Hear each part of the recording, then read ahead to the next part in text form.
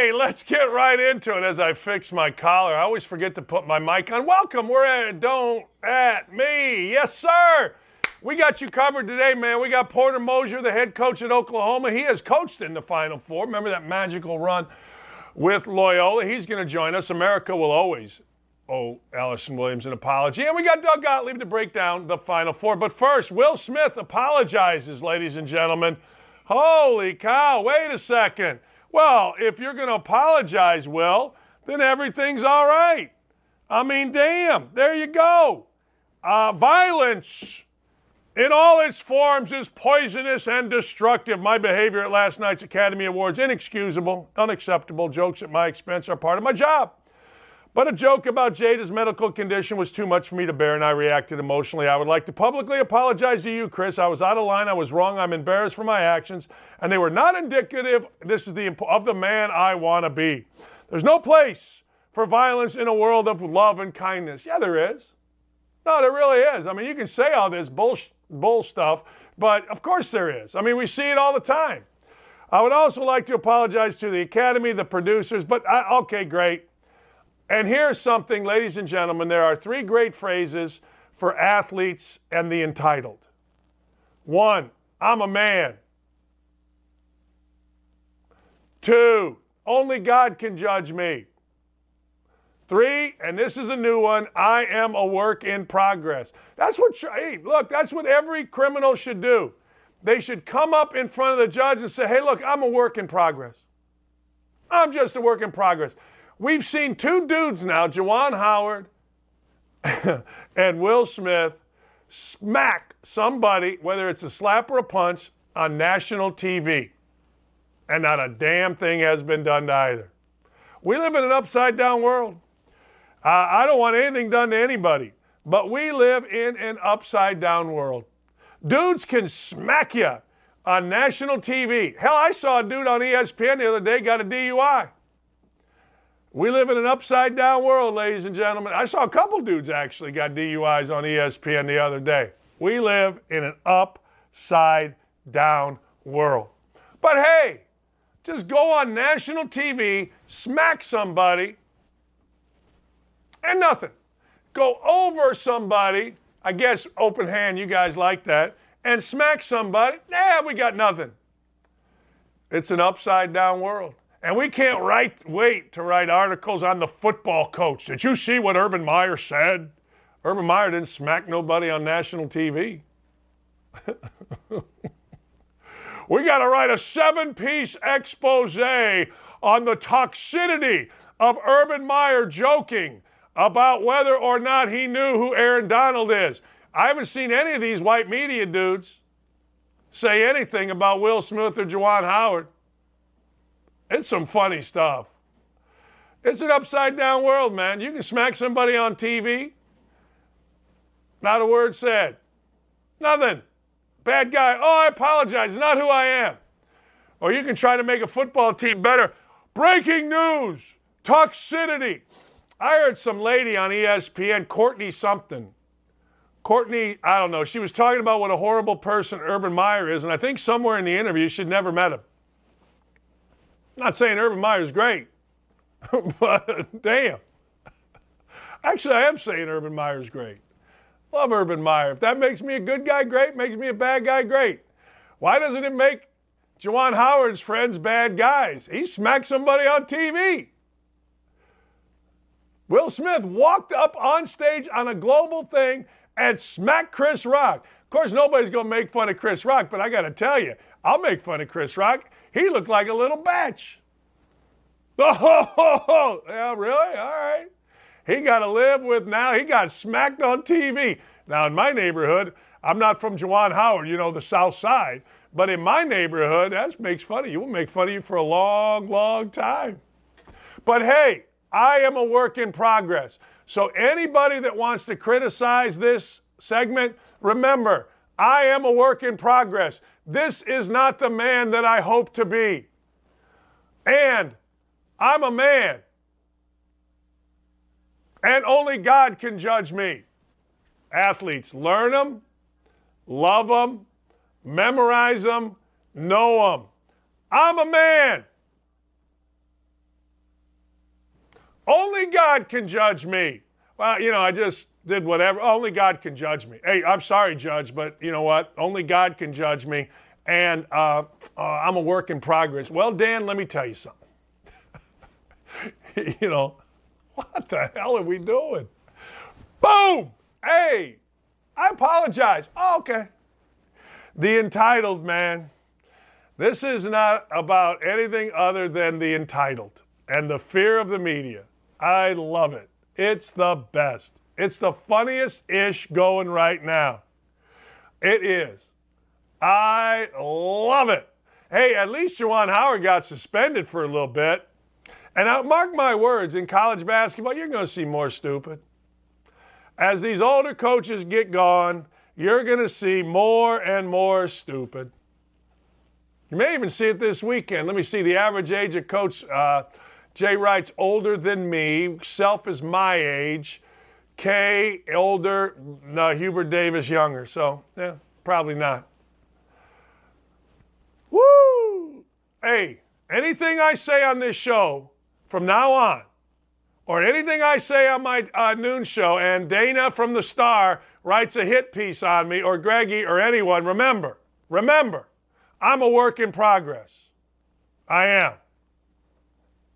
I shouldn't be held to any standards. I should be able to walk on a stage on national TV, smack somebody, and give an apology, and then wait for the guy that got his ass smacked to give the same apology. I love it. I'll tell you what else I love.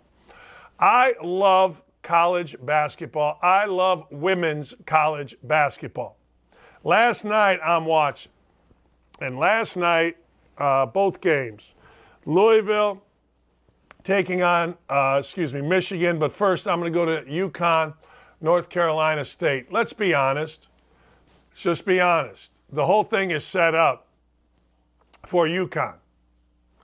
Somebody in the women's college basketball world said, hey, look, maybe it was Tara Vanderveer. I don't know, maybe it was, it was, God dang it, I really like her. She was a Notre Dame coach. She said, hey, look, this whole thing with ESPN, it's all set up for UConn. And it is. UConn's a 2 seed. North Carolina State's a 1 seed. Guess where they had to play? 80 miles outside of Storrs, Connecticut, in Connecticut at Bridgeport. You think that ain't set up for UConn? UConn wins. And UConn, it was a great game. UConn's Paige Beckers was tremendous. Man, she's fun to watch coming off a knee injury. Loved watching her. But I also got to tell you, the ladies from North Carolina State, and remember, when you say something like ladies or women, you got to be so careful now because everybody's whining about every word you say. So I got to say the ladies, okay? The ladies of North Carolina State. I don't know if I can say women. I don't know if I can say kids. The ladies. We got to be politically correct in everything you do when you look like this. All right. So, having said that, the ladies from North Carolina State were unbelievable. My goodness, clutch shot after clutch shot. 3 with about 0.2 of a second left from the right corner. It was one of the best basketball games you're ever going to see. It really was. And Gino Auriemma, who could coach anything, any sport, anywhere, anytime, and be successful, rolls on to his 14th straight Final Four, which is unbelievable. It speaks to 2 things, how good he is and how bad the rest of women's basketball is. You should not have that. Look, I understand if you're doing that, I don't know, at UCLA in the 70s, but everybody in college basketball, men's and women's, have put money, and I mean real money, into women's basketball. And for Gino Auriemma in Storrs, Connecticut, to dominate like he has certainly speaks to his greatness. But ladies, let's go. I said the same thing when Bill Self was rolling through the Big 12, and people got pissed off at me that were coaching in the Big 12. They're paying you a lot of money. Can you win a Big 12 title over Bill Self? Let's go. It's the same thing in women's college hoops. I mean, somebody, let's go. I mean, these folks, it's not like he's recruiting to frickin', I don't know, Nashville, or he's recruiting to UCLA. He's recruiting to Storrs, Connecticut. What a great job he's done, honest to God. But let's go. Somebody challenge him. I get it. South Carolina's good. I get it. Notre Dame has been good. North Carolina State has been good. But this dude lost his best player, still gets a 2 seed, and still rolls into his 14th straight Final Four. And you can call this whatever you want. I said the same thing about men's program. You got to be careful here. The men programs of the Big 12, as I'm saying about the women's programs of the NCAA. Do better. Challenge this guy. You're all being paid a lot of money. You put y'all got practice facilities. You got TV. Let's go. One guy can't dominate like this in the modern era, but good for him that he does. Don't at me, people. I want to hear it. I'm a work in progress. Michigan, Louisville. Man, Naz Hillman's one of my favorite players. My son went to Michigan. We watched the game the other day. We root for Michigan. But I got to tell you, Haley Van Lith, a sophomore, is a badass. My wife taught me about this athletic movement. She goes, Dan, when you recruit in women's sports, and she's the all-time winningest coach at Bowling Green State University and at Syracuse. She's a first-team All-American, took Toledo to the NCAA Women's Softball World Series, a MAC school. First time it had ever been done. She's like, you look at athletic movement. Man, speaking of athletic movement, I do it in the guys too. I mean, look, in guys we call it being stiff. Are you stiff? Can he dance? Like I always told Steve Alford, the great player at Indiana, his son Bryce was playing at UCLA. Steve was one of the great college players of all time. His son really good, don't get me wrong. But his son could dance a little bit. Steve couldn't dance. Well, Haley Van Lith, I telling you, I'm watching her and I'm like, damn, what a player. She had 22 last night, and I mean, when they needed a press broke, they broke it. She broke it. When they needed a ball to come up with, she did it. It was terrific. It was, and it's fun. It's really fun. And now you got South Carolina, Dawn Staley and her crew. I watched them the other night. That Aaliyah Boston is too much. And then, of course, Tara Vanderveer, who is an absolute legend, defending champs at Stanford. You got a Final Four that I'm telling you is a lot of fun. It is. I mean, you know, at the end of the day, people can say whatever they want. There's so many people out there that still discriminate against women's sports. I do not. I am a big proponent of women's sports. My whole household is women's sports. We fly a Harvard softball flag because the Crim and my stepdaughter, the beautiful Tegan Shaw, are rolling at Harvard. My wife does games for Big Ten Network. She's going to go back into coaching as soon as her daughter gets out of school. I'm all in on women's sports. Don't come at me with your discrimination. Actually, if you say you don't like women's sports, that's not discriminatory. That's just personal choice. I happen to like them. You may not. That's your choice. I ain't mad about it. Hell, I don't like a lot of men's sports. I mean, if I'm going to sit down and watch TV, it better be good, or else I'm going to reruns of Curb Your Enthusiasm and don't at me. I get crazy when people get so mad when somebody says, well, I don't like watching women's basketball. Okay, that's your choice. I remember a few years ago, there was a writer for like Sports Illustrated. Everybody attacked him. Are we not allowed to have our own choice anymore? It's ridiculous. I happen to love it. I happen to watch it. I watched all 4 games. In fact, yesterday was appointment TV. Now, I'm not going to lie to you. Put a little money on both. One yesterday, the road to 5,000 is actually at 4,400 now because of last night's game. But I digress. I'm all in. I love it. But I'm just a work in progress. Remember, Jennifer and Sean and all you guys and gals out there, the 3 things. I'm a man. That's what football players always say when someone critiques basketball. I'm a man. Hey, only God can judge me. Okay. And the beautiful, a work in progress. Use it, know it, love it, be it, and don't ever forget it. Don't ever forget it. I am a work in progress. And if you say that, that covers you, period. I'm a work in progress. And every white guy in the media goes, oh, that's good by me. All right. Well, that's good by me. Don't call me a nothing. Don't call me a bad name. Don't be an ist. That's why. Hey, look, I am one of the rare dudes in the media. I just treat everybody the same. Men, women, black, white. Look, what are you going to do? Where I grew up, you treat everyone the same or you got your ass kicked. Serbian? If you're Serbian, I'll treat you better. We'll drink Schlevo. All right, Albert Pujols returns to the Cardinals for one final year. Now, why is this important? Albert Pujols hasn't been seen forever. Here's why I think this is important. This is important because basketball doesn't do this. Basketball, there's infighting about greatness. Like if you go to Isaiah Thomas's Twitter feed, he does not like, and it's awesome, and I've told Isaiah this, I think it's great. He does not like Michael Jordan. He doesn't like him at all. He will tell you, because this is a jab at Michael Jordan, and maybe Isaiah thinks this way. I don't really know. Maybe he does. I don't know.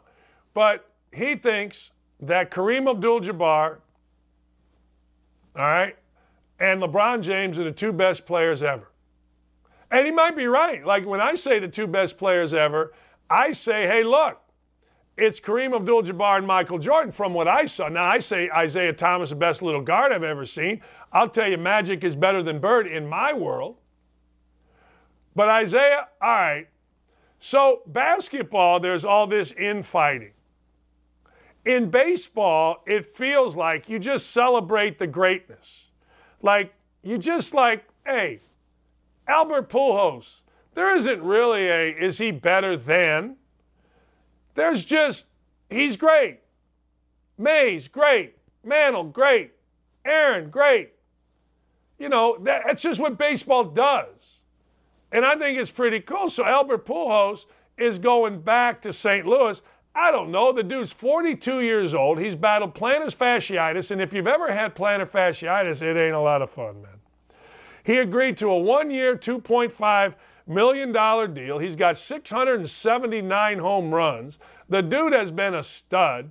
But Albert Pujols coming back, I think, is great. Now, he's about 5 years. He stayed about 5 years too long as a baseball player. But you know what? Who cares?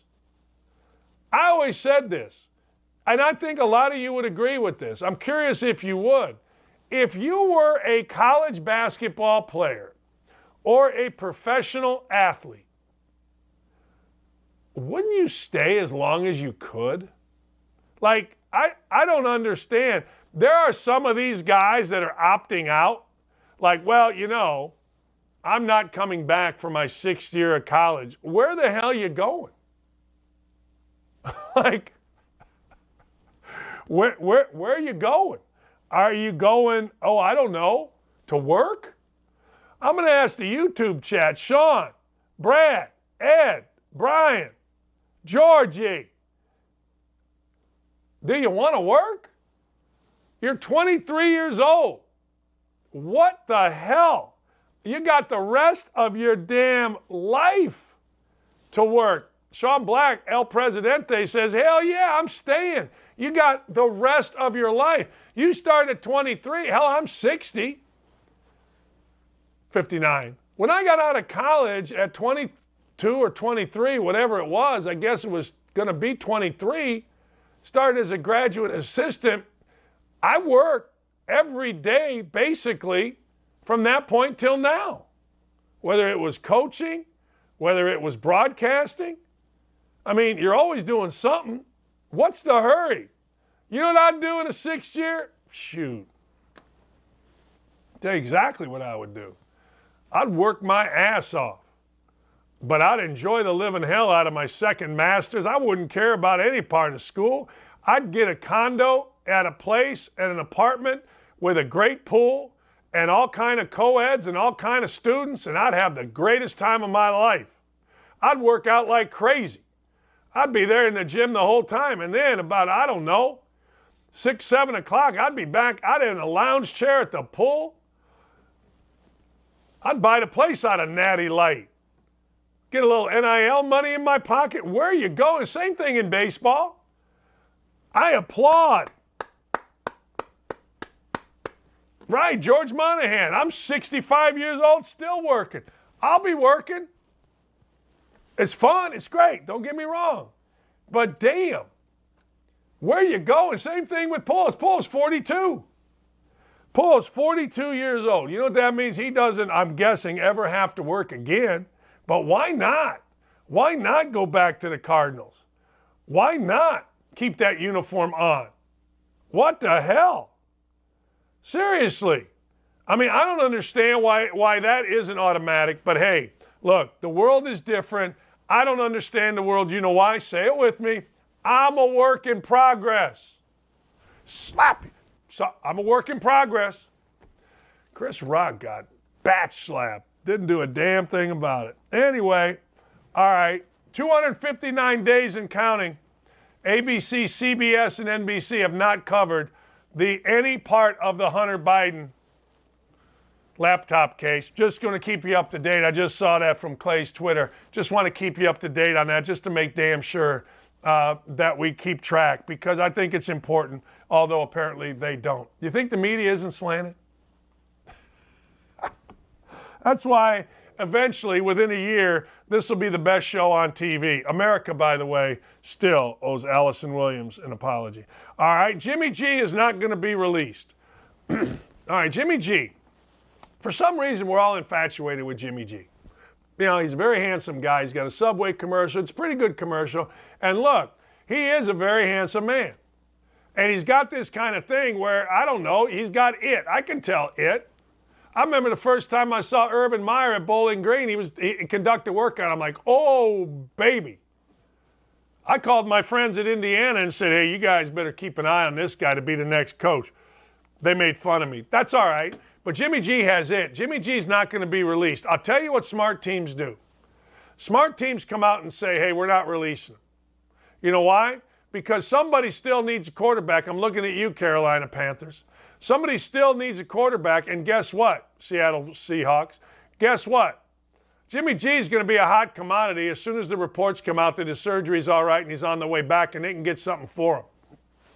And oh, by the way, I know Trey Lance is the next great thing. I'm sure he is. Can't wait to see him play. But there's no guarantees on that, and it seems to me that the San Francisco 49ers are one safety's bad hands away from being in the Super Bowl, if you remember. So Jimmy G's not being released. I don't blame you. Look, I don't blame you a bit. And even if he's the backup to Trey Lance, you know one thing you can almost guarantee yourself at some point in the NFL with a running quarterback, an inexperienced running quarterback, they're going to get hurt. Seriously, running quarterbacks that don't have a lot of experience are going to get hurt. See Robert Griffin III. See Andrew Luck. Andrew Luck just refused to slide. He wouldn't do it. Cost himself a career. But the truth of the matter is, when you are a young quarterback, you're young and wild. You remember how you were young and wild? You're driving down the street, you stop at the liquor store, somebody jumps out, gets you some Mad Dog 2020. Next thing you know, you walk in and you don't even know where the hell you are in the park. You're just young and wild. You sleep outside in the grass. Who wants to sleep outside in the grass? I don't want to sleep outside in the grass. Young and wild. It's no different just because you're a professional quarterback. You play young and wild. And if I'm the San Francisco 49ers, hey, look, man, I want somebody out there that I know can back up a young quarterback that's going to be running all over the place, because history dictates quarterbacks that run a lot are going to get hurt. I mean, I'm a historian. No, I'm not. I'm a work in progress. Say it with me. Work in progress. Coming up in a few minutes, Porter Moser did something, ladies and gentlemen, that I never in my lifetime thought would be done. I'm not kidding you. I didn't think it'd be done. I didn't think Loyola of Chicago would ever get to the Final Four. I didn't. Like when I grew up, they were pretty good. L. Frederick Hughes, my years, they were pretty damn good. And they had, I think, the number one team in the country. But I never thought in this modern era that Loyola would get to the Final Four. The guy that took them there, and by the way, Sister Jean is awesome. I get all that. She's wonderful. She's the best. But the truth of the matter is, Sister Jean did not take him to the Final Four. She helped. Porter Moser did. And by the way, Dylan, I forgot to tell you, this is going to be a radio interview. I'm so sorry. I totally forgot to tell you guys. But anyway, or a phone interview, not a radio interview. But Porter Moser is going to join us coming up in a few minutes. He's now at Oklahoma. The one team that I think is interesting in this Final Four, everybody's going to talk about K, right? I mean, that's going to be the deal. North Carolina, Duke, everybody's going to talk about it. But when you watch performance, the Kansas Jayhawks played their you-know-what's off, particularly on the defensive end. I mean, they made Miami, an athletic team, look sick. They did. In the second half, it was all Miami could do to get a damn shot off. I want to talk to Porter, who's the coach at Oklahoma, about Kansas. What makes them so good? What does he think? Because he's coached against them, man. He's been on the side. He has had to, he has had to go out and scout them. So nobody's going to know the Kansas Jayhawks better. I think Kansas is the one team in this that's undervalued. I think we look at a 32-16. Can I say that again for you? 32-6. Damn. How about that? They played a 3-point game at Oklahoma. They played a 2-point game at Kansas. So Porter Moser knows about Kansas. We'll also get into Duke. We'll also get into a lot of different teams. What he thinks. How's his deal down at Oklahoma? Then at 10 o'clock, Allison Williams is going to join us. I'm sorry, but I don't want Sister Geraldine, when I was in 3rd grade, teaching me about sex. Now, if that makes me a bad guy, great. And I don't know one person that does. Sorry, I went to St. Peter and Paul, Gary, Indiana. I don't want Mrs. Popovich. I forget my 1st grade teacher. I did not want them talking to me about sex. You know what I wanted to do? I wanted to go on the playground and have a great day. My daughter is a 4th grade teacher. She don't want to be teaching people about sex. I mean, what the moms and dads, where are you? So anyway, we'll get into all that. The very falsely named Don't Say Gay bill, for whatever the reason, Disney's decided they got to get involved. Allison Williams will join us. Doug Gottlieb will break it down. Monster for you. I got a monster for you all morning, 9 to 11. Next, we've got Porter Moser, the head coach of the Oklahoma Sooners. He played the brakes off Kansas twice. Stay right here. Tell your friends. Let's go. Retweet our show on your Twitter account, please. Let's go. Let's go. Be right back.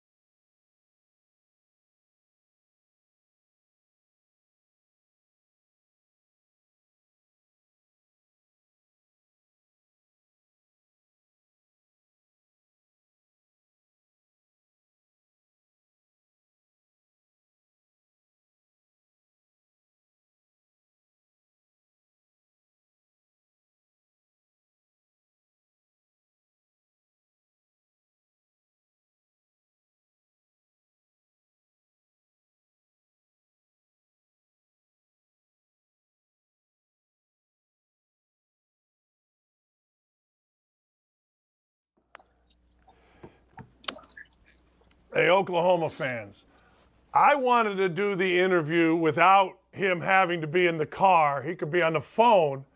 But Porter Moser, he's so technologically sound that he can do them both, ladies and gentlemen. Hey, thanks for joining us, my friend. You're headed to recruit, right? That's the lifeblood. Let's go. Let's go. We got to be recruiting. And I know I was just joking with, I thought at first it was going to be a phone call when I'm driving, and your guy sent me a Zoom link. And, guys our age, when we got tech problems, we call our teenagers. And I'm a lone soldier here in the car. So I'm all good, Dan. Good to be with you, my friend. How do you like Oklahoma? I love it. I love it. I'm so lucky of a guy that I can love where I came from and love where I'm at. And that's really blessed on my part. And I just think the vibe at Oklahoma, the fan base, the student body, the city of Norman, and then my leadership. I think you talk to any coach in the country right now, in any sport, they'll tell you one of the biggest things is alignment with their leadership. And Joe Castiglione, our athletic director, and Joe Harris, our president, could not be a better alignment with all the coaches. And so very blessed, very excited, and very excited to go get on the road recruiting. Hey, let me go through it. Joe Castiglione is one of the all-time great leaders in college basketball. When you left Loyola, you'd done amazing things. I just said, look, I grew up in that area. If you'd have told me Loyola without L. Frederick Hughes would have gone to the Final Four, I'd say, man, I don't know. You do that. You love the place. What about Joe? What about Oklahoma made you come? Well, I'll tell you what. I had that same kind of alignment at Loyola with Steve Watson and the fan base there. And, we went to the Final Four, and I stayed, and I loved it there. I'm from Chicago, and I had been looked at a couple other situations, and then we went on that run last year to the Sweet 16, and it was something about, the timing of getting to this level. It was something about their vision of how they want to do it, the right way, the people. They've had success almost in every sport. You look at softball, golf, gymnastics, football, basketball, golf. They're wired across the board, and I just loved how their leadership just was about the people, the family atmosphere here, and it just seemed different to me. But I had that alignment at Loyola, and it's awesome here at Oklahoma to have that alignment. Oklahoma is the only place, when I was recruiting somewhere, it must have been Tulsa, I don't know if it's even close, but I drove over, wherever I was, I drove over. And Porter, to your point, it's the only place where I went to go see every facility. You know what I mean? Like usually you want to see the football. Hell, I went to the softball, the baseball. I went everywhere because I thought it was freaking awesome. Like I thought Oklahoma might be, I don't know, as good a place as there is to go to college and play sports. I tell you, they do it across the board. When I pull into the Lloyd Noble Center at our office, I drive by the rowing facility. The rowing has their own huge facility, and I drive by that every day. But you know what? It's just they really care. They really care, and I think that's a really cool part about Oklahoma. Stacking recruiting classes. You're on your way. No more 16-hour days where you're driving for 4 hours. You're going here, you're going there. You got a plane taking you places. That's one of the benefits. But in your position, stacking recruiting classes, you mentioned it off the air. That's the important thing right now, is it not? It is. It's stacking and retaining, because it's something where when you take over a job, for a lot of us, all of a sudden everybody's in the portal. I had to sign 10, and you're not going to hit on 10. You're not going to keep happy 10. All those, and it's hard. So you've got to keep stacking, get some good players, have a great system of development, and then you got to have a great system of retaining, that they enjoy your culture, they enjoy grinding and working, and in that system they know you care, and so I think that's just so big right now, because with guys being able to leave and girls being able to leave so easily, you've got to stack some classes and get your roster right, and then develop them. But it's a double-edged sword, Dan. I feel there's a lot of levels that they take a kid, they develop them, and then they want to go to a higher level. Or you take a kid and he doesn't play, and you want to go where you're going to play. So, because there's something to be said with sticking with it, getting better in your program. and getting older in your program where you know the culture instead of just jumping so fast. And we got to keep searching for those guys that want to pay the price, work, grind, get better, and be a part of something. But you got to stack them. You got to have good recruiting classes in a row.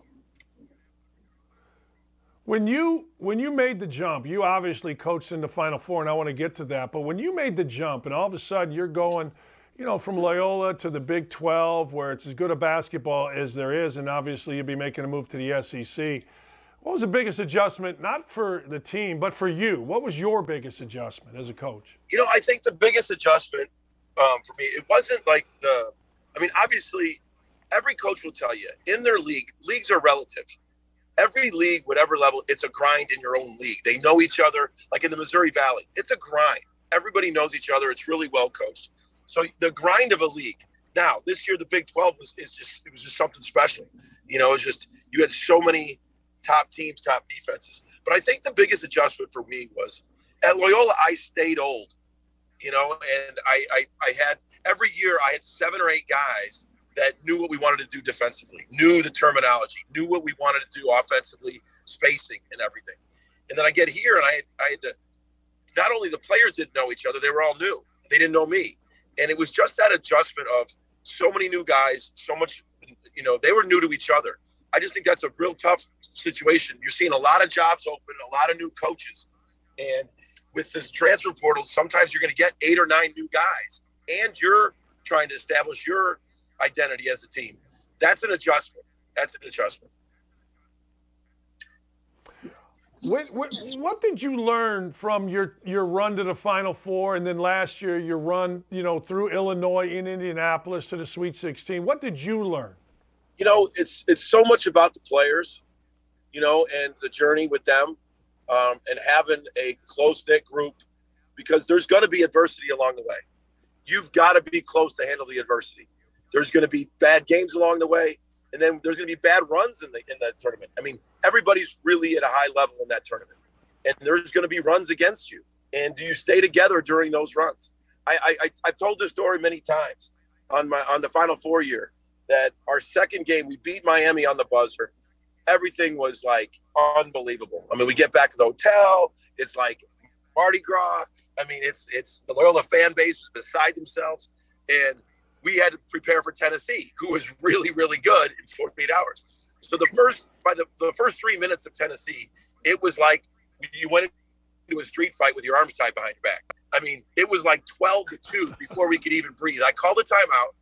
I gathered everybody really close, and I bent down because, you got a million TV cameras in your ear. I'm trying to get in the huddle. And I went off on the team. I just snapped. And I had done it like that all year, about how hard we've come, where this isn't who you are. You're on this stage. And they walked out, and they kind of looked at each other, and there's a picture of it. And they were just kind of nodding their heads up and down like, yep. We came back, and we're up leading at half. And you got to have that trust. When you're in that thing, that you got to have that trust amongst your team, because you're going to face some adversity. I learned you got to have skill. You got to have guys make shots. I'm looking at this tournament. Defenses are so elite. The coaching, the scouting, the technology to have it at your fingertips to break down tape so fast and take away other teams' things. Guys that can get some separation. I look at it in this Kansas. I'm very familiar with Kansas, obviously the Big 12. A guy like Remy Martin, he can go get some separation so quick on his shot. I don't sleep on Obagi. People are saying like he's got it. That kid's incredible. I mean, the watch all year, the shots he got off. Heck, watch our game at Lloyd Noble Arena. He comes off screens, flares, sideline on bounce plays. He gets hot. You got to have some guys get some separation. I'm looking at the Duke game. Man, in the North Carolina game, some guys that can get separation. You really need some guys that can do that and make some shots at that in this level in this tournament. You've been recruiting a long time. Is recruiting changed in that vein? More of the dribble, more of one-on-one, spread and go. In football they call it, you got to get a guy out in space. Has that changed the way you recruit?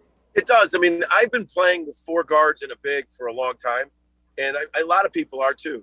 And we had kind of a unicorn in Cameron Krutwig, but he played out. He played on the perimeter a lot, but then he posted up. But he wasn't one of those guys on the perimeter that was going to shoot threes or do that stuff. He was just going to facilitate with his incredible passing ability. And I think, it's very hard to have two guys 1 through 4 that can't shoot. I think it is. I think that recruiting is intentional, with the skill level. When you start putting 2 guards out of your 4 on the floor that can't shoot, you're seeing teams sag off them, pack in, take away. I just think that's something that we do. We're looking intentionally is that shooting. But I do think you got to recruit to who you are. If you're a pressing team, if you're an offensive rebound team, if you're a team switching 1 through 5, you'll see that a lot. Teams recruiting to length. I look at Texas Tech. Texas Tech switches 1 through 5. There's nobody smaller than 6'5" on Texas Tech. They were intentional in recruiting to that and highly, unbelievably effective. And I think you got to be intentional to what you want to do and who you do. And it's not just this one blanket form in recruiting. It's who you are. Let's go back to Kansas for a second. I thought their defense in the second half was second to none. They not only did they take Miami out, Miami was so uncomfortable. Is that something you saw pretty much across the board this year in the Big 12 with Kansas? I saw it 18 games in a row across the Big 12, man. The Big 12 had all 10 teams like in the top 35 in defense, and that's just insanity. All 10 teams were. But with Kansas, they're so well disciplined. They're tough. McCormick moves. He's big. Then you come in with Lightfoot. They can switch. Jalen Wilson is so long. Obaji. Then you got Braun. Braun is like 6'7", 6'8". Obaji's 6'6". Wilson's 6'8". I mean, they're really long. And then when you throw in, they're really well disciplined and they play tough. I mean, there's a lot of combinations in there that make them so good defensively. But I just think they got a lot of KJ Adams. They got a lot of different looks at the bigs. McCormick, Lightfoot, and Adams in there. But they're like the whole Big 12. They're really physical. They're really long. They're going to take away some things. They're not going to give you a lot of room to get your shot off. And when they do, they're 6'8", 6'9" coming at you. So their defense was spectacular all year, and it was spectacular against that Miami team. Hey, Duke, Carolina, what do you see there? Man, it like storybooks kind of stuff. The rivalry. I mean, the rivalry, obviously, the last game at Cameron, Final Four, meeting in the Final Four, just so many things. I see some high-level players playing with a lot of passion, obviously. I think North Carolina's playing at a high level, I mean, from where they are. The Oklahoma transfer, Brady Manick, gets a lot of separation, takes them to a different level, and you got a four that can stretch like him. But I just think there's something about Duke right now. The way they're playing and the pieces they have so many different guys that can come at you and score. They can shoot, they can post you up, they can defend, they can block shots. I just see one of those games that as a basketball fan, you're just going to want to sit down and just lock in. And you're going to want to hear the narrative too. Sometimes the bars across America will be full. And you're going to want to hear the narrative too. I just think it's going to be a great game for college basketball with the stakes and the stage. Did Manick, was he leaving no matter what? Yeah, he was in the portal when I got here. I actually did get to talk to him. But I think he had his mind made up that he was leaving. Nice kid. And you can't, you take new jobs. You understand some of these kids sign on for new coaches and you can't wish them any ill will. He's actually fulfilling a dream come true. So you just got to be happy for him and his family. You can't sit here and go, what if, but he's a good kid and I wish him the best. And heck, he's living out a lifelong dream and it worked out for him. Man, you're talking about narratives. Coach K, have you ever during your career, and I'll get you out of here on this. Have you ever during your career, have you studied Coach K, Chicago guy, that kind of thing? Have you ever interacted? And if you have, what are your thoughts? I loved his book. When I was coming up as a young coach, I think I was 31 years old when I was Thad Mott and I think were the youngest head coaches in college basketball. I was at Little Rock, and I think he just got Butler. And I was 31, and I read his book, Leading with the Heart.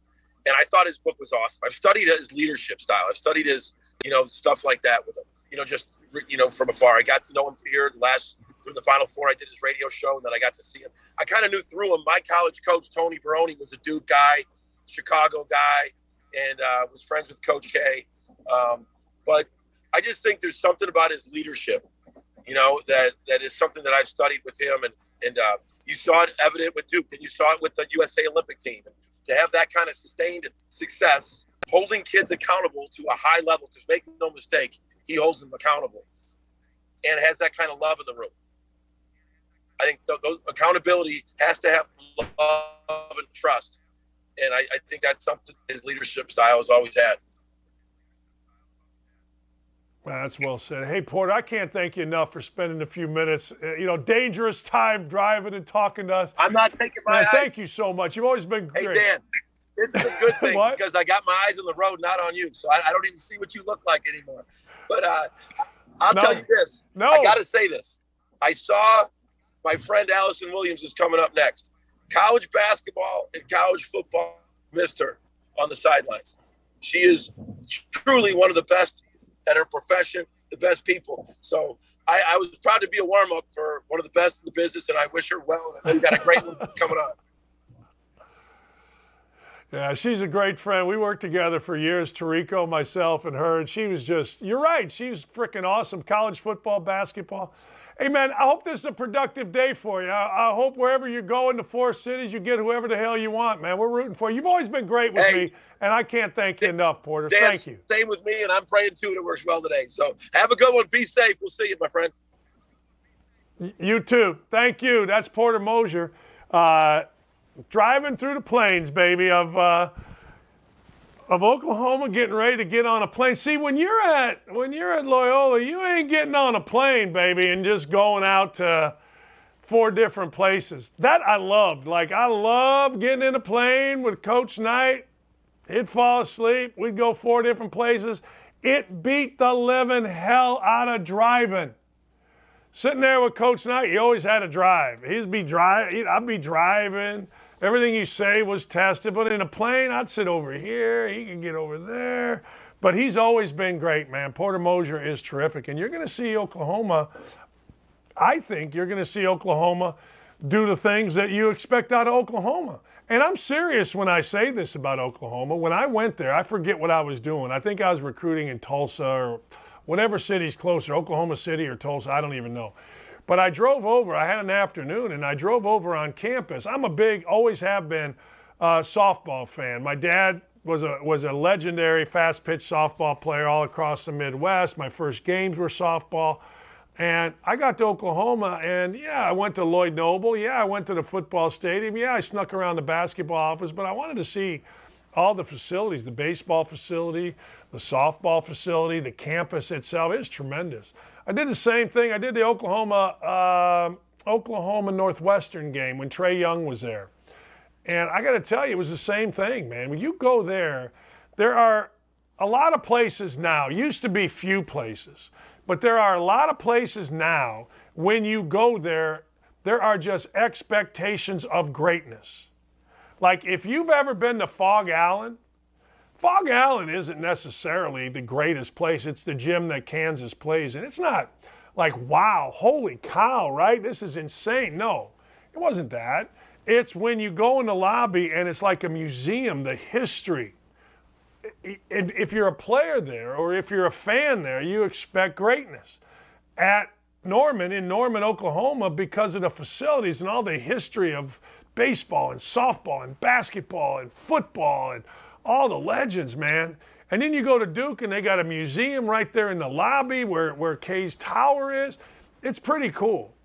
It really is. There are certain places where you walk into and you just have expectations of greatness. I'm not going to lie to you. I've never been on Villanova's campus. So I assume, with all the greatness of Villanova, I assume Villanova has that. I mentioned Kansas. I mentioned Duke. North Carolina, here's what you do at North Carolina. Swear to God, this is what you do. You go into the Dean Dome, And if you ever get a chance and you're a basketball fan or you're just a sports fan, you go in the Dean Dome and you walk around the concourse. And they have all these pictures and all this stuff, right? But then you look up, and over here is, rows of retired jerseys. And the thing about the Dean Dome is you forget how many great players played at North Carolina. Like you go, oh, yeah, man, Billy Cunningham was a first team. Antoine Jameson, shoot. Oh, man, I forget, Vince Carter played here. The legends of North Carolina. And you know what always made us proud in Indiana? Dean Smith had all them dudes. He had Jordan, he had Perkins, he had Kenny Smith, he had Worthy, he had all these guys. And we, under Coach Knight, with one guy ever making the NBA All-Star game, the great Isaiah Thomas, one guy, we won more national championships than Dean Smith. How about that? That's right. Back in the day at Indiana, toughness mattered. Back in the day at Indiana, integrity mattered. You won with slaps like me.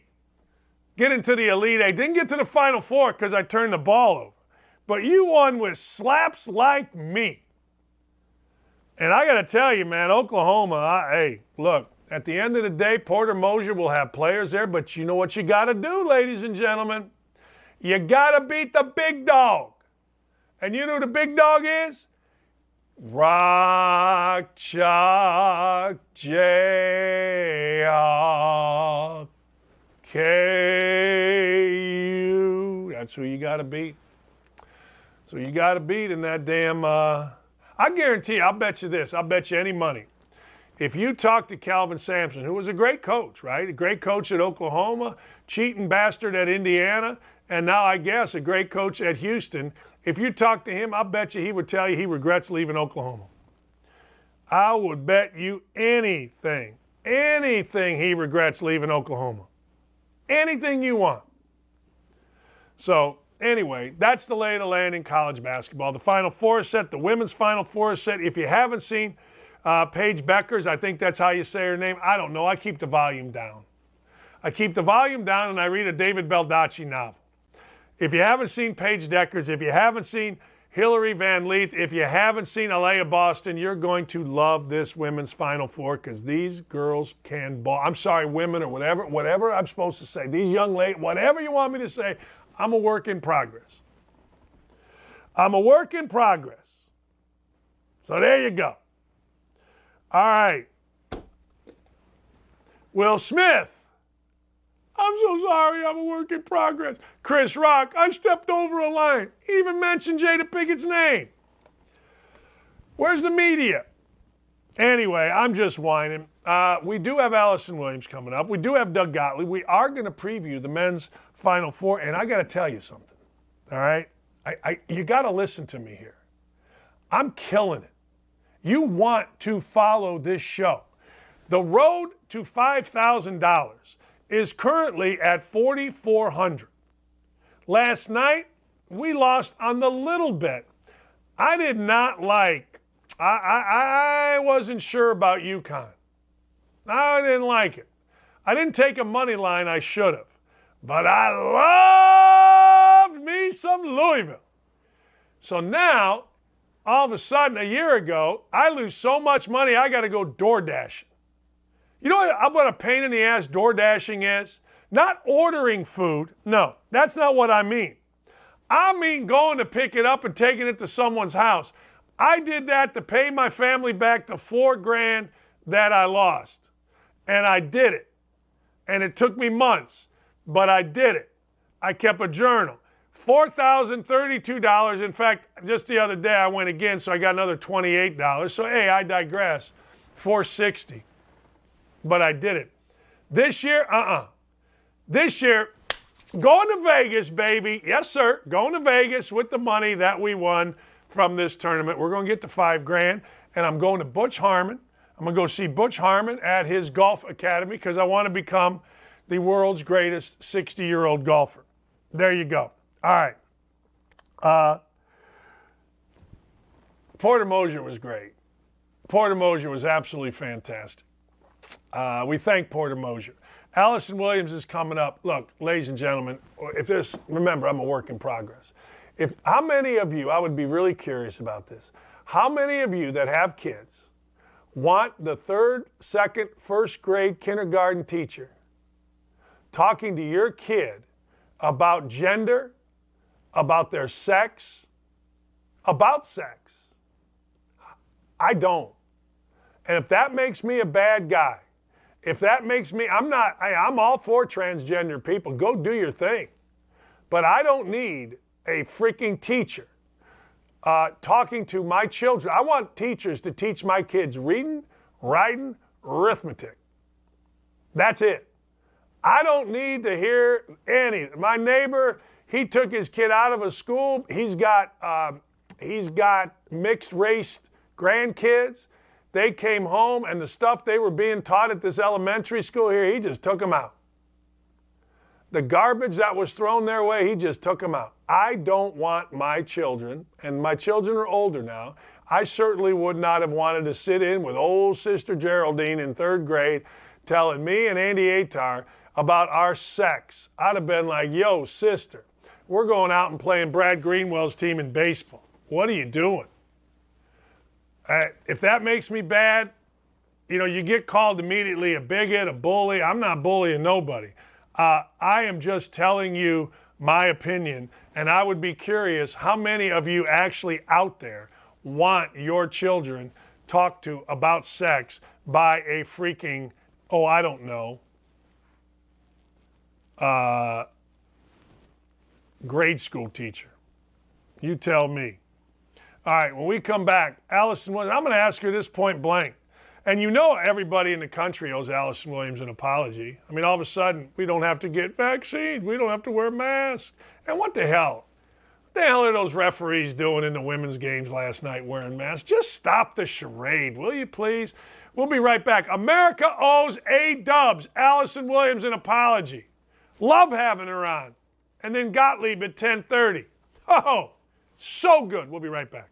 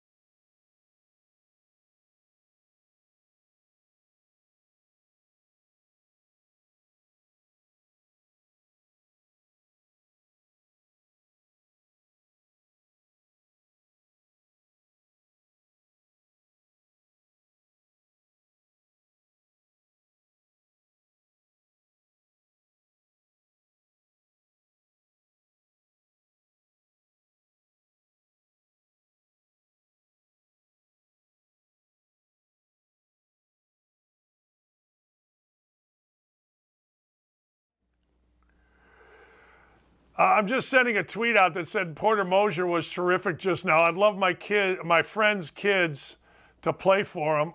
My kids are too old, or I would, You and Porter gave you a massive shout out. That man loves him some A-Dub. That's my guy. It's so funny how sometimes you meet people and you're like you just click with them and you can tell they're good people. And that was the case when he went to the Final Four with Chicago Loyola. I was there covering it and only interacted with him, briefly here and there with some interviews and stuff. And I just thought this guy is really freaking cool, and went to the Vital Gala that year, and he had all 4 of the Final Four coaches there. And I said to my husband before the event, I said, of all the famous people you're going to meet, and Jim Harbaugh speaking, and there's all these legendary coaches, Bill Self, of course, there that year and so forth. And I said, of all the famous people you're going to see today, the one person I hope we really get to chat with and you get to spend some time with is Porter Moser. I was like, I interacted with him briefly at the Final Four, and I just think he's a really freaking cool dude. And I was right. And we had a blast with him and his wife. And he has been a good friend since, and I'm just happy for his continued success. He's seriously one of the most down to earth, just real, fun guys. And I'm sure you love talking with him because he's just the best. Yeah, I've known him for a long time. When he was an assistant and I was assistant, when he was assistant at Arkansas Little Rock, we played him twice, I think. But I've always liked the guy. I think he's great. All right. Will Smith said this, so I'm using it, A-Dubs. I'm a work in progress. Damn it. I'm a work in progress when he apologized. But part of that work is not having frickin' Sister Geraldine in 3rd grade try to tell me, or Mrs. Popovich in 2nd grade, try to tell me and Andy Atar and all my buddies about sex. And somehow, some way, because I didn't want that, I don't want that for my kids or anybody that I know. I'm a bad guy. I'm transphobic. I'm not transphobic. I'm good for transgender people. I just don't want them teaching not them. I just don't want teachers teaching my kids or asking my kids about sex in 2nd and 3rd grade. Why am I wrong? I don't know. And that's what concerns me is I think people, if they know what's in the Don't Say Gay bill, which you're referring to, right? The HR 1115 or whatever it is. Yeah. If they know what's in it and they're uncomfortable with it, I still haven't heard a logical and I think accurate explanation of why. So how is this transphobic, or how is this anti-gay? How is this negatively impacting children who may be questioning some things? But children at that age, can we just put this in context? They still believe in unicorns and the tooth fairy and Santa Claus and monsters under their bed. And they believe they could be a rhinoceros. I mean, this is the beautiful, naive, imaginative world in which 5 to 7-year-olds live. And that's what this bill addresses, is K through 3. So I'm just not sure how you think it's necessary for a teacher to explain to a child that Jack wants to be Jill and Jill loves Jane, but Jane was really Johnny and everything is upside down. Why do you think that's okay? Their little brains are developing and are confused enough. And I just don't understand the place in a classroom for that. There are ways to teach love and acceptance and kindness, and everybody's different, but we're all in this together, and we're all human and deserve to be treated kindly and fairly and such. And I think those core values that then could help them grow up to be good and accepting people without talking about gender identity and sexual orientation at such a young age. So I have yet to hear, I think, a legitimate argument for what is bad about this bill. It's in specific terms, because it's talked about very generally, right? They just label it something and say it's anti-gay or it's transphobic or discriminatory, but they don't explain how and why it's necessary to talk to a 5-year-old about gender orientation. They don't even know how to properly use he, she, they, their, in the English language, they wouldn't even know the difference between there and there, right? T-H-E-Y-R-E and T-H-E-I-R. So how do we expect them to then try to deconstruct that and apply gender pronouns? It's not fair to children. And I don't like the fact that people who can see that are being attacked, like yourself, and I'm sure I am and other people, when like the majority of people have supported too. That's the other thing. There was a poll that came out that was like 65% of people support this. So I don't understand why it has become what it has become, and people who think a third grader shouldn't learn about sexual orientation, straight, gay, or otherwise, are the bad people here. There's two things. I mean, that you immediately become a bully, a bigot, blah, blah, blah, blah, blah. And if you even have a conversation about, I don't know, Ukraine, and, you know, then all of a sudden you stand with Putin. I don't stand with Putin. These are important issues that we should have. I'll never understand. Now, look, maybe I am not in the right world. I don't know, but I'll never understand. Why is Disney involved in this? What are they doing? I've tried to kind of figure that out too. And I guess because of their influence in Florida, which is super interesting in and of itself. When people are upset with something that politicians do, they go and lobby the corporations because I guess they know that's who really runs this country, I guess. It's very telling. Right. And they donated some money to some of the politicians that signed it and passed it. And so now the employees that put the pressure on Disney to stand up to the bill, and they're vowing to fight it in court. As a family-oriented company, again, I understand you want to be inclusive in your policy and so forth, and I support that 100%. I get that. But I still, even like with reading all the stuff from Bob Chapek and everything, I'm like, where is he explaining how this bill is problematic for the people and children of Florida?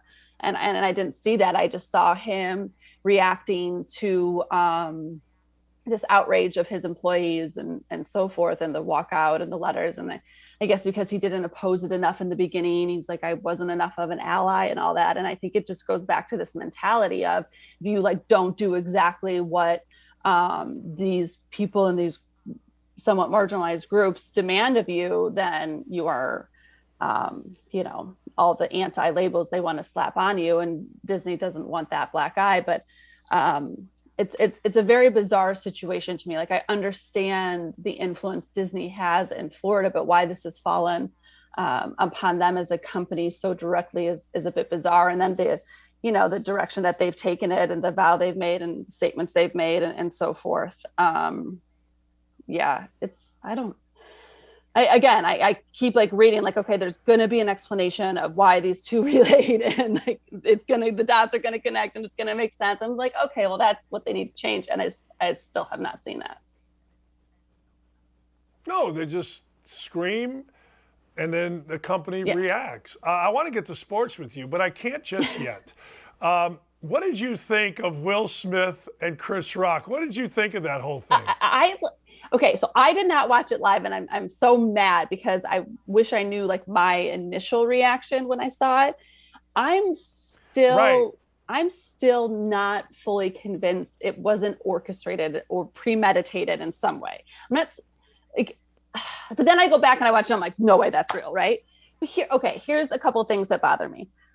First of all, Will Smith's initial reaction is he's laughing. And then he obviously sees Jada's reaction and she's upset, and then that triggers him. And I think his reaction.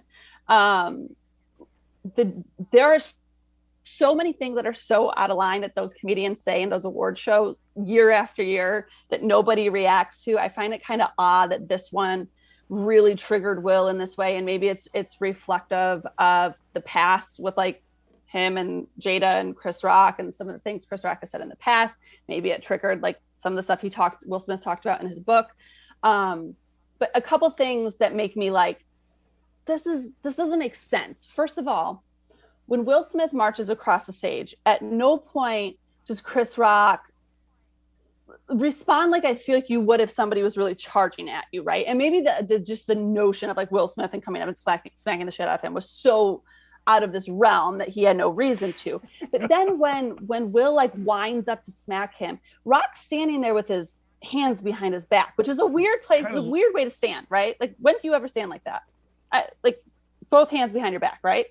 And as he raises his fist, he never brings anything up defensive, nothing. And then when he gets smacked, he never touches his face. Like, that's a natural human reaction. You get smacked, you touch your face, like, holy, like that is a natural human, right? I mean, like I haven't been punched in the face. Have you been punched in the face? Okay. You touch your face.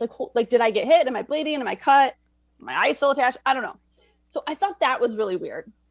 Then in Will Smith's acceptance speech, it was so well crafted to allude to why he did what he did without directly alluding to it. He never directly addressed Jada or Chris Rock. He never directly apologized, but he alluded and explained and like made this analogy between, you know, Venus and Serena's dad and protecting your family. That felt crafted in a very short amount of time to allude to what he did. I don't know. Something doesn't make up. And then something doesn't make sense. And then a part of me too is like, okay, now it's all anybody's talking about. So like, what are we being distracted from? So I don't know. Right. What's coming? What's coming? Like what's coming? It's a sleight of hand, right? Like look over here, look over here, and then I'm gonna do the magic trick with this. Yes. Yeah. I don't know. My wife always says I'll be talking to her and then I'll see something and she's like, you go, oh, shiny over here. She makes fun of me with that. This is our shiny. I think there's something shiny. Yeah, I think there's, and also the Oscars are tanking. No one's talking about them. And next thing you know, it's all we're talking about. So I think the conspiracy theory is pretty good. The one thing I will say is I did think that Chris Rock's reaction was like a guy that got his ass slapped. Mm-hmm. I did think it was like, oh, what do I do here? But hey, they're actors. Right. I'm not 100%. I'm not 100% either way. But you bring up really, really, really good points. I do think this as a guy, and there is history there between Smith and Chris Rock and Jada Pinkett. I may laugh initially because it's supposed to be a funny event. And I look over here, and she ain't laughing. And as you know, your husband knows your look. There's a look that I'm mad. There's a look that I'm pissed. There's a look that, hey, you better go do something. You know, I don't know. There's just the different looks. It's like your child's cries, right? You know the different cries. And you know the different looks. And you're like, 100%. I got to go do something. 100%. And I could totally see that. And again, I understand like the history and stuff there, but don't you think it's weird too? He didn't get escorted out. I mean, I know really it's Will Smith and he's going to accept an award, but if you set the precedent that you can walk on stage and smack the shit out of a presenter or host and then go back to your seat and accept I don't know. That's just super weird to me. So yes, I'm with you. I don't know 100% one way or the other if I think it's real or staged or fake or what. Like, but just some things seem off, and the whole thing is off though. I agree. I have a friend who's a stand-up comedy. He goes, Dan, I'll tell you this, man. You're going to change the way a lot of us see things, because if you can walk up, the general public, if the general public sees that in the Oscars, a global event, you can walk up and smack the you know what out of somebody. You think they won't do that at Crackers at downtown Indy too? You know, it's and like, how often that's like what comedians do. They pick a few out of the audience and they make fun of them and they say some insensitive things and like borderline super offensive things. And you're like, oh God, they really just said that. I mean, that's part of comedy, is like that cringe moment. And like Rock's joke was insensitive and to anybody dealing with alopecia, I'm sure it wasn't appreciated. But like G.I. Jane was also a total badass. So it wasn't outside the realm of what we normally hear from comedians in these types of situations.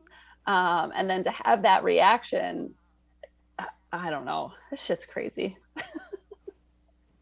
It is crazy. It's insanity. Let's get to sports. First, I love this Final Four because it's got a lot of stories. Your thoughts on Coach K?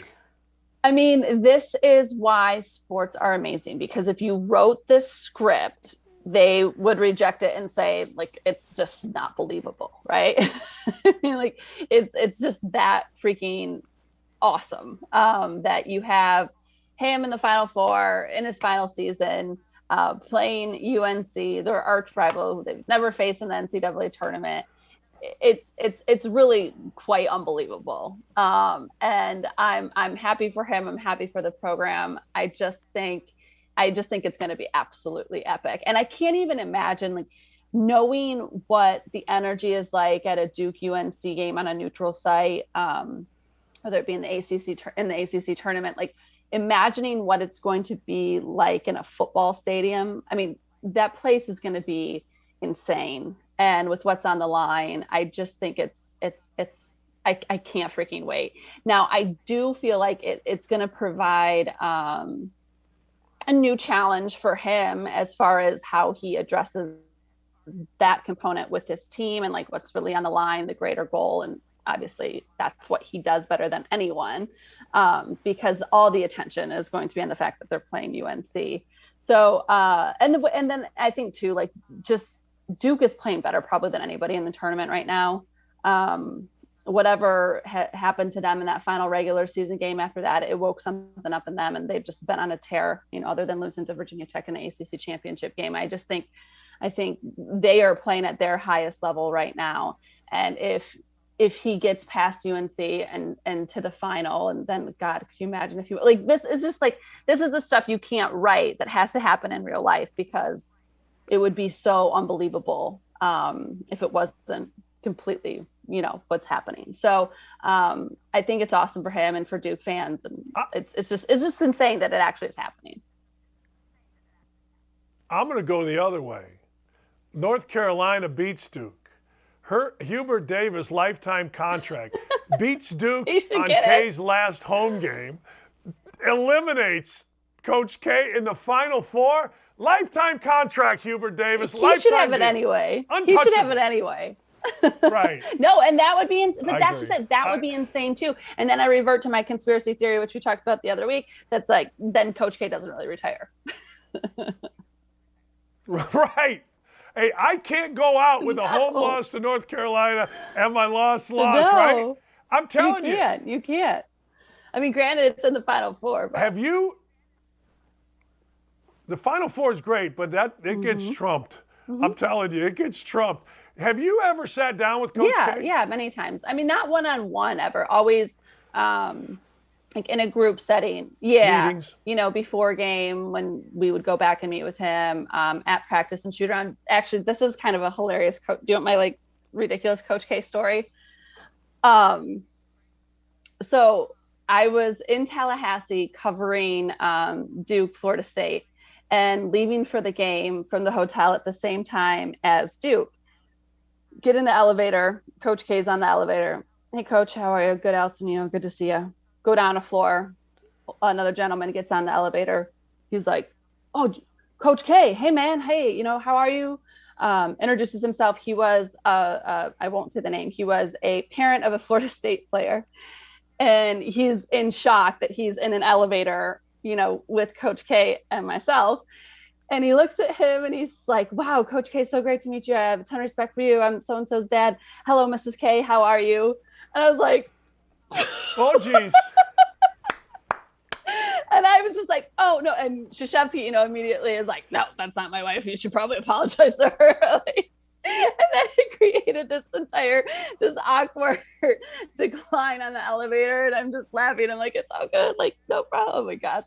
And so we met before that game, in the coach's locker room and had a good chuckle about it, the two of us. But yeah, it was one of the more memorable. And he on game day is especially right before, he's a very serious, all locked in, focus in that mode already as soon as he leaves the hotel. I mean, he is at shoot around too, but especially as you get closer to game. And so it was pretty funny. Is there anything about him that maybe you noticed, or maybe there isn't, that people don't know? Oh, that's a good question. I would say how detail oriented he is, probably.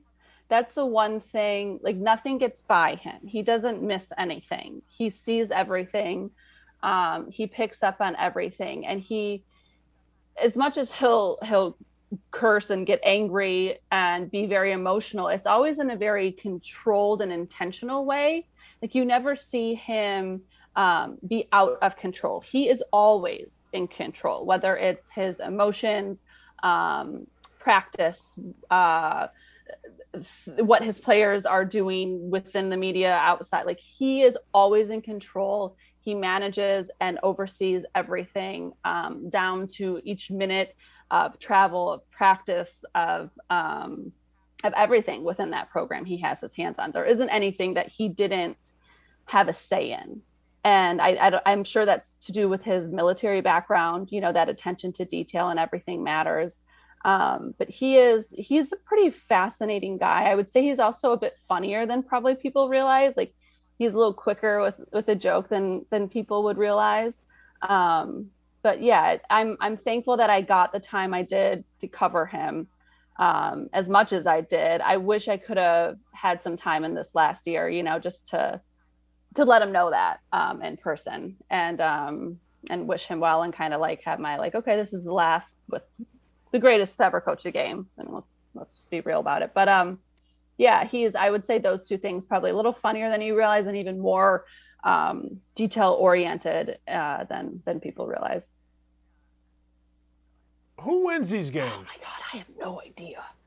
I'm going Duke, Kansas in the final, just because with Villanova without Moore. And I think what Kansas is able to do defensively, first of all, if it's second half Miami, Kansas, not first half Miami, Kansas. Oh my gosh. Hey, hold on. As a Miami gal, you're watching at halftime and you're fired up, right? We're going to New Orleans, like, baby. And then, God. And I was like, okay, can we sustain this? Can we sustain this?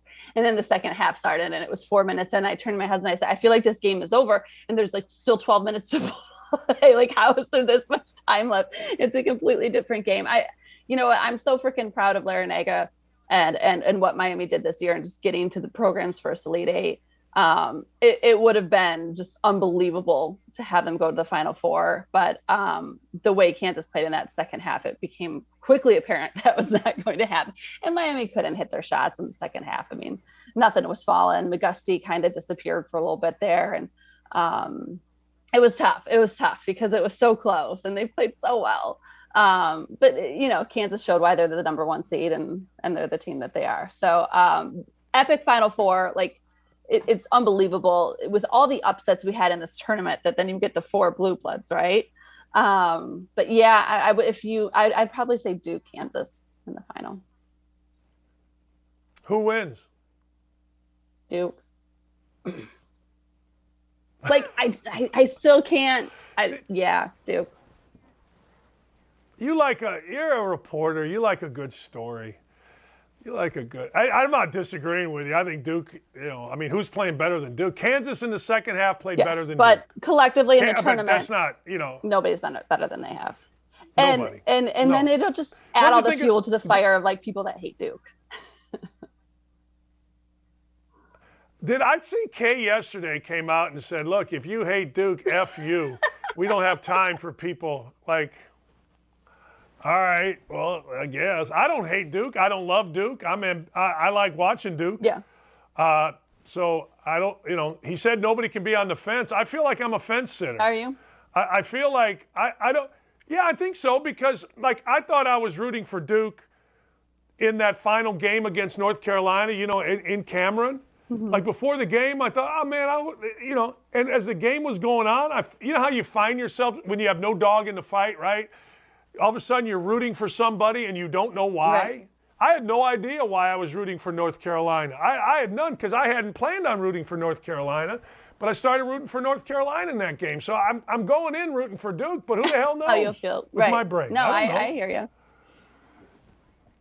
It's just odd. Like, do you think next week we should play forecasting with Allison?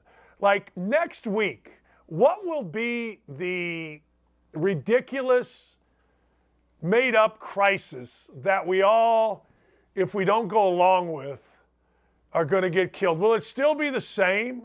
Like, we need to forecast what's coming in the world of, amen. You know what I mean? Like, I don't know either. I feel like there's going to be some new threat. Like, if it's not COVID or Putin. I don't know. He alluded like to the food shortages briefly, right?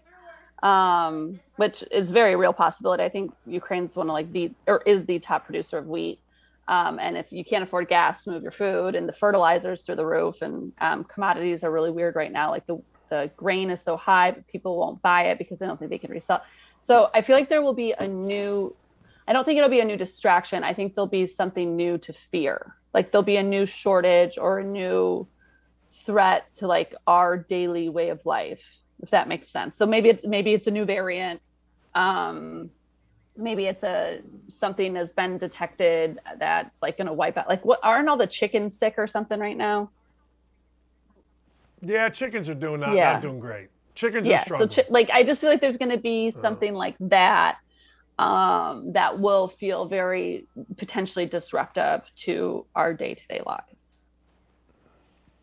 You know what's sad? This is what's sad. Okay, we live in the greatest country in the world, greatest country that's ever existed, and I did not even think when I asked that question, and maybe you did, I don't know. I'll ask you. I never even thought to put something positive in there. You know what I mean? Like, well, I think by this time next week we're going to have something, whatever. I didn't even think to put something positive in there, and that's not great. And I feel like you're not a pessimist by nature. Like you're a pretty positive guy. No, not at all. I wake up every day. My wife will tell you, and I have a song I start singing. Oh, you would be so annoying. I do. I couldn't deal with that. I know. And then I fart and belch and scratch, and we start the day. That's why the lovely Lee Ross is the unicorn that she is. Oh, you're the best. I can't wait to talk to you next week. We'll see what next. Let's like channel that. It'll be positive. Yes.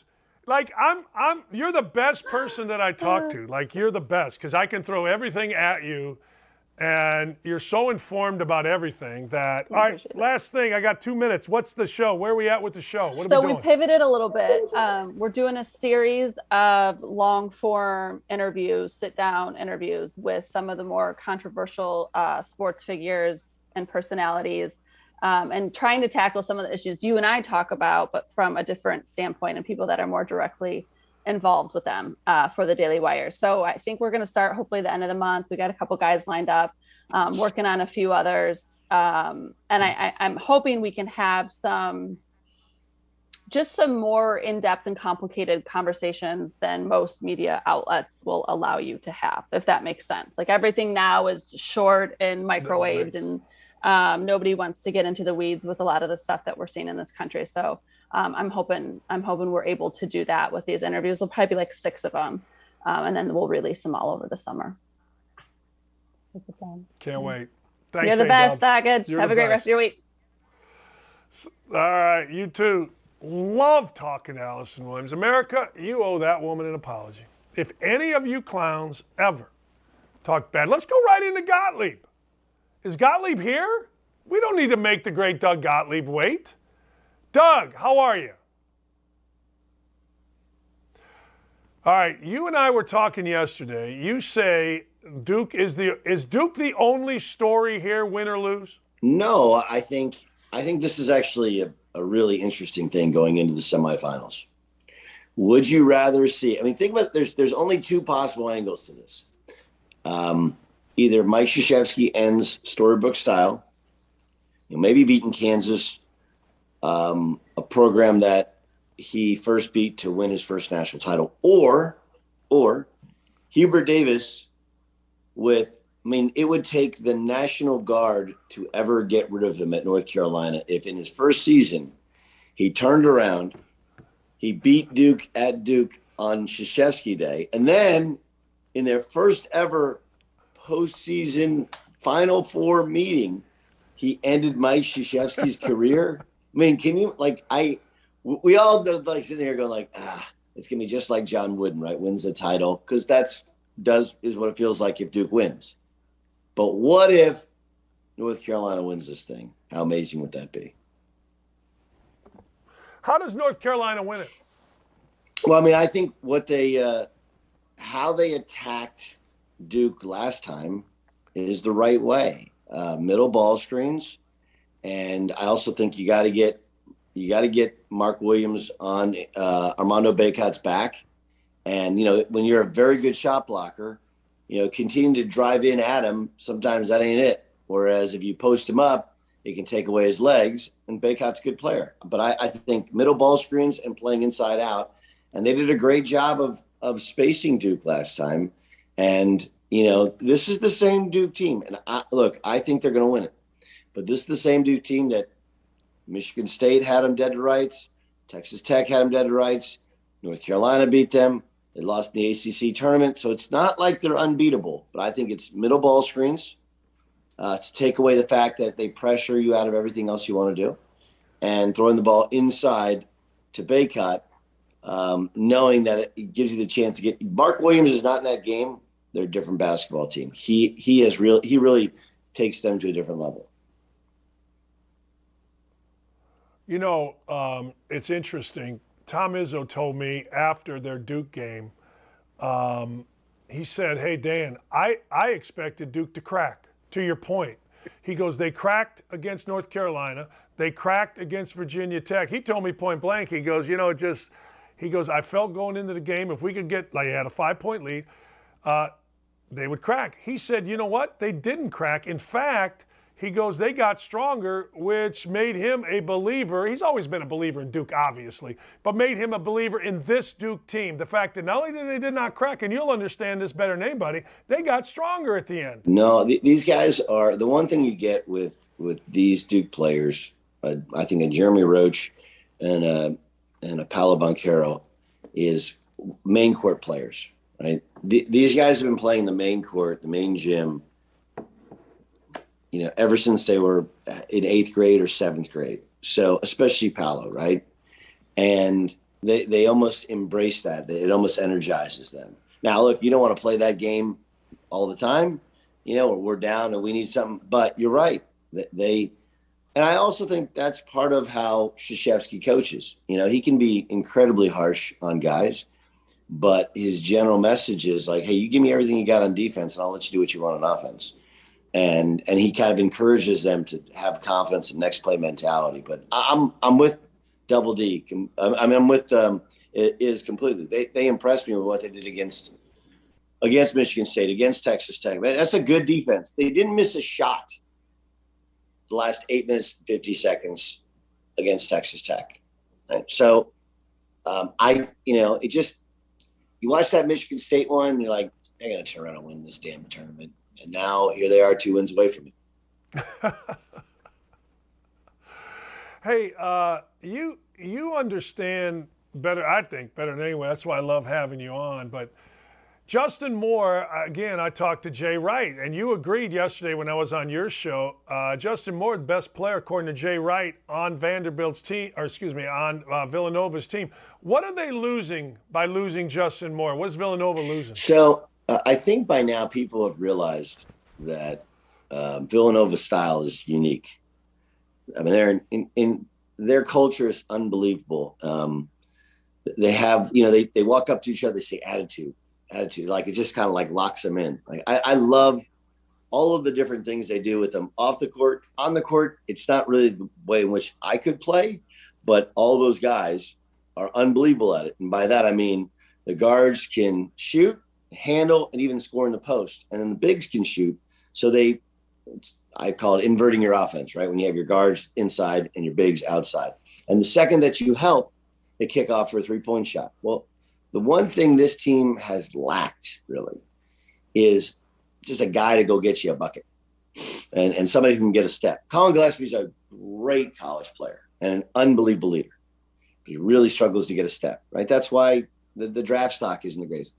Justin Moore was the one guy I felt like he's one of probably 2 guys who could go and get their own shot. There's a reason he took more shots than anybody else in this offense. So he's versatile, but more than anything, like they're a strength in numbers team. They got to have 5 guys that can all score. That way, if you help, that's the guy who's going to get the bet. And when you take Justin Moore out, now you get into their bench. And Jay Wright's not an idiot. He would have been playing his bench if he thought more of his bench. And the fact that they only play about 6 or 7 tells you that it's slim pickings down there. So if you remember Ryan Archdiakono, there's another one, another Archidiacono. He's going to get some more minutes. It's going to hurt their versatility, but also hurt their just ability. I mean, you know how this is. Like, all coaching is the same. You draw it all up, but at the end of the day, you need a kid to go get you a bucket. And Justin Moore, that's a kid that go get you a bucket. Kansas is I thought the second half they played defensively was as good as any I've seen against an offensive team that was loose. Is Kansas being a little bit forgotten in this Final Four, or is it too early to say? They are, and it's my fault, and I think it's a lot of our fault that we watch college basketball all year, right? Because you look at Kansas like, oh, God, they're just okay. They're just okay. How do they do this? I believe this. I believe that Bill Self is so good that the reason that they get upset in the NCAA tournament is because many times their talent's not nearly as good as the perception would lead you to believe. This year is a perfect example. You know, I like Christian Brown. I think he'll play in the NBA, but he's not a first-round draft pick. Ochai Agbaji probably is. And then outside of that, I mean, they've gotten a lot out of McCormick. He's finally started to play. And then out of the point guard position, like, that's really by default. But the one point that probably hasn't been made enough is you basically added a player over the last month. Remy Martin had nothing to do with the rest of the season. I mean, I don't know if he was hurt or just the mentality or Bill getting in his ass about how this is how we play here. It's not how you played at Arizona State, whatever it is. Remy Martin has come alive. And so now when you add, and again, not a pro, but a really, really talented college player who can score in a hurry. And he's kind of frenetic, right? Like a better version of Curbelo who's transferred from Illinois. But you basically added a really talented borderline. He was like an all-conference level Pac-12 player for the last month because he was doing nothing. And you're like, he wasn't added. He was on the team. I understand. I'm telling you, it took him that long to come around. So you add Remy Martin. Right. You have a brilliant game coach. I mean, that's really what that was. I mean, he spent the first half figuring out, hey, I got some matchups I want in the second half. He put his point guard on Cam McGusty, who had led Miami in scoring. And that was that. He just changed some matchups, threw the ball to McCormick. He played his center the first 5 minutes, fed him till he burped, got him out of the game, and they outscored Miami 47-15. And Jim Larinaga sitting there going, what the hell just happened to me? Bill's really good, and they added Remy Martin. That's what's happened. Do you get into at all the best conferences? You know, everybody down on the ACC. Well, here you are with the ACC. Everybody up on the Big Ten. Here you are. Big Ten doesn't have anybody with 9 teams in. Do you get into that at all? I don't think you and I have ever talked about No, because I do think, and this is kind of cool, is I've been able, by crafting together a bunch of different companies to work for, I get to see every different league, and they are different. The SEC does feel like the level of athletic talent is picking up. The Big 12 is kind of a combination of age, athletic talent, and quality coaching. The ACC has always kind of been a finesse skill conference. Had probably ACC and Pac-12 usually have the most pros, and then the Big 10, I don't want to say it's plotting, but those are bigger bodies, and they all have you have to have a 5, right, to win in that league.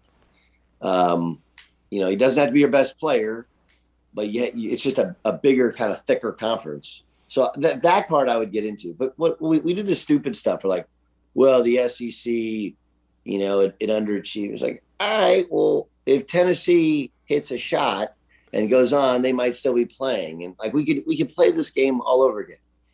If every team in the league loses early, or if over years and years and years they get exposed, I'll give you one. Villanova and the rest of the Big East. We say this. It's what Villanova's done. It's a lesser version of Gonzaga. We talk about Gonzaga. I think the Big East has more athletic teams, but there's not that many. There's starting to be some similarities between the WCC and the Big East in terms of you have one superpower, and then all those other ships have to rise their tide. And we look at Georgetown like they're Georgetown in the 80s. They're not, right? And so if I said Providence was really good this year, I would match it up and say St. Mary's was really good this year. There's a greater depth of the Big East than the WCC, but I think there is a parallel there. Consider nobody points out when Villanova's healthy, they dominate the Big East,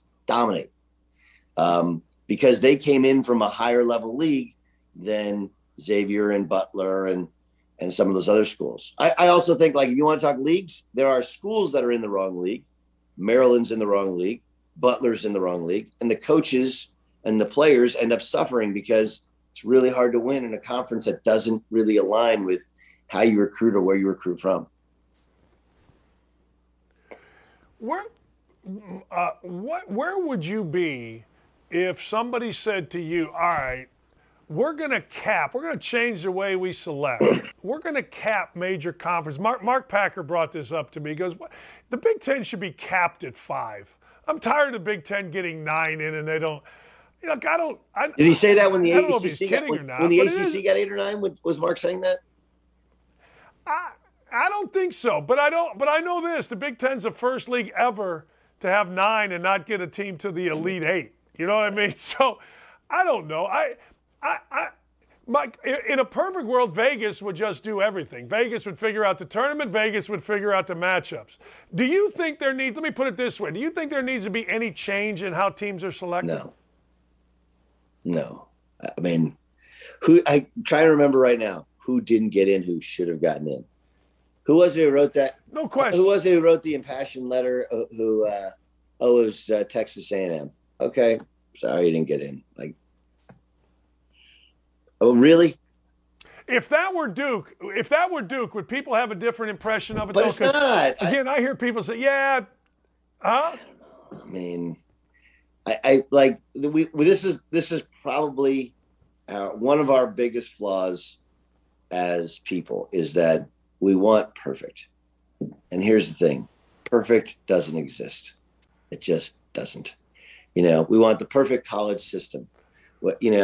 Where everybody wanted the college players to be paid. And now you're like, well, hold on. There's a lot of other, no, you said it'd be perfect. There's no perfect. Perfect doesn't exist. Wasn't perfect before, not perfect now. Okay. You wanted 64. Okay, well, let's expand to 68. Like, you can't expand because you have to have that bracket. The entire thing is popular and successful because of the sheet of paper. And then because of our ability to gamble on it. You love it. I love it. We love talking, diagramming it, drawing it up. Hey, man, if you move this guy here, you do there, look at that adjustment. That's a charge, a block.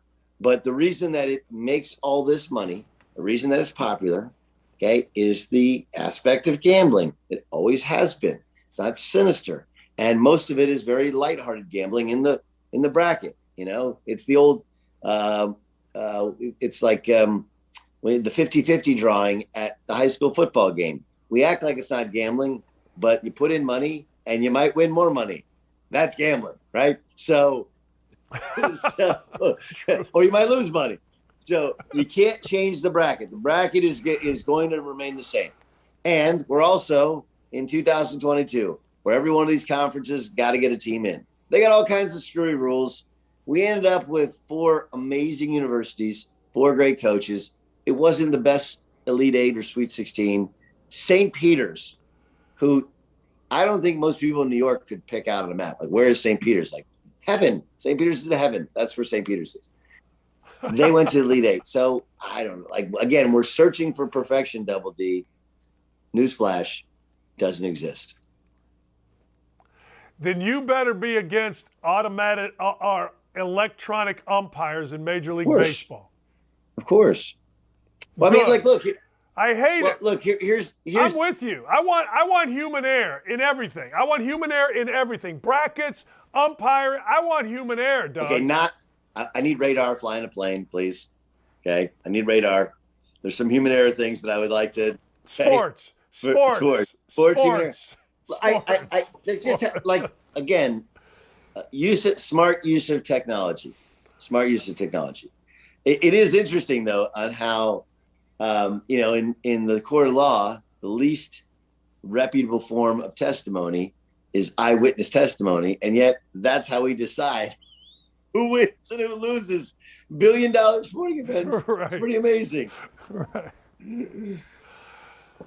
That's getting That's getting too deep. That's just too deep. Who you got winning these games? I love Duke. So Duke! here's what I'm thinking. Okay, you look at the over under that one, and people think it'll be a track meet. I think both teams can really score. I think it's Duke. And then in the other one, Kansas and Nova. I mean, without Justin Moore, obviously Kansas become, I think it's 4 and a hook. I think that one will be played at an exceptionally slow pace. I think it's 132.5. Like, there's that in mind. That means if Kansas were to win 62-60, Nova would cover and hit the under. I think Nova will struggle to get out of the 60s. I think Kansas wins, covers, and it'll be the under. And then it's Duke and Kansas in a national championship game. Who you like? Duke. And I truly believe this. I think this is the best coaching job Bill Self has ever done. I think you're going to go look back and go, I can't believe what he's done here. And he has. But Duke's really, really talented. I think Steve Lavin, actually, he did the call on Westwood One, and he said, and he made a really good point. He's like, you have to remember that there's 4 teams going into the finals now. But when you take out 3 of the 1 seeds, you take out a couple of the other 2 top seeds, they have the coach who's won the most. Granted, all those other Jay Wright has won 2 recently, obviously, and Bill Self's won 1. But they have the most successful coach, and they frankly have the better players. So they should be the favorite. The teams that had similar or equal talent are out. They just are. Gonzaga's out. That's the team that could have matched them athletically. Arizona's out. That's the team that could have matched them athletically and shot for shot. So I think that's when push comes to shove. I like guys that make the ball go in the basket more than other guys. I'm starting to like defense. Like I'm watching St. Peter's beat Purdue. Purdue can't get the ball inside of the freaking top of the key. I mean, they got trade. I'm thinking to myself, wait a second now, is defense this big a deal? Because I've always been the guy that said, hey, look, I got a national championship ring because Key Smart hit a jump shot. You know what I mean? Key Smart hits a jump shot. I got a national championship ring. Boeheim is a bad guy. Guess what? Knight didn't call timeout. The whole world changes in our world. I've always been that guy. I've always been the guy that's like jump shots, but I'm watching defense here and I'm like, son of a, you know what I mean? Well, that's what happened last year in the finals, obviously. Man, that'd probably be the other, if we want to get into real basketball talk of what we should have learned is that you're going to win this thing. You better be tougher than a $2 steak, man. They're letting guys play a lot more. And I do think that, we talk about getting old and staying old and all these old, but a lot of it is the older guys, they don't have any other agenda anymore. It's not as much. People say, well, they're old, so they're better. Some of it, their bodies can be thicker and better, but that's not really what has allowed a lot of these teams to be successful. The teams that are successful are the ones that have one agenda, winning. And you and I have been around it a lot. And most college basketball teams, by about mid-season, you got various agendas. Guys that are the 6th to 9th guy, they need to get minutes to get shots. Otherwise, they're going to transfer, And then everybody in the starting lineup is trying to get theirs to move up a draft, some imaginary draft board. Whereas if you just win, you just play good basketball, the rest will take care of itself. So if there is a trend, yes, I think the defense, Villanova's defense is outstanding. Kansas completely shut off the water of Miami. Duke has improved immensely defensively. Plus, they have Mark Williams who just erases mistakes, and they don't usually have that. That's not usually. They usually have the 5-star center who's more the scorer, not a guy who becomes an elite shot blocker and rim protector. And then I think North Carolina's gotten better. Brady Manek's not a great defensive player, but he's older and he only cares about one thing: winning. Baycott, just a gigantic body, and then their guards get after. So I agree with you. Look, that's the change in Duke and North Carolina is neither of those teams guard anybody until the last month of the season. And that's generally a precursor for success. But my logic behind picking Duke doesn't change. It's that